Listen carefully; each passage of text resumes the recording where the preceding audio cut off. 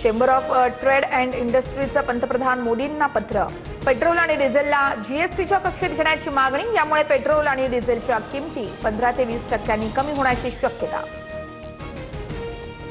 भारताला इंधन पुरवठा करण्यास अमेरिका कटिबद्ध. भारत दौऱ्याच्या वेळेस अमेरिकेचे परराष्ट्र मंत्री मार्को रुबियो यांचं वक्तव्य. मार्को रुबियो नवी दिल्ली, आग्रा आणि जयपूर या शहरांना भेटी देणार.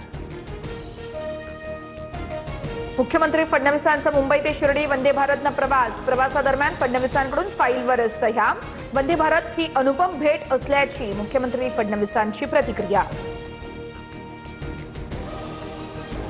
विधान परिषदेच्या जागावाटपासाठी भाजप आणि शिवसेनेत खलबतं. उपमुख्यमंत्री शिंदेंच्या नंदनवन बंगल्यावरती बैठक संपन्न. निवडणुकांच्या जागांवरून शिंदे, बावनकुळे, रवींद्र चव्हाणांमध्ये चर्चा.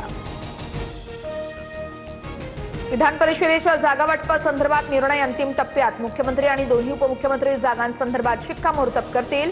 नंदनवनवरील बैठकीनंतर मंत्री चंद्रशेखर बावनकुळेंची प्रतिक्रिया. जागावाटपांवर 2 टप्प्यांमध्ये बोलणी सुरू. अंतिम निर्णयानंतर चित्र समोर येईल. खेळीमेळीच्या वातावरणामध्ये विधान परिषद निवडणूक लढवली जाईल. मंत्री संजय शिरसाट यांचं वक्तव्य.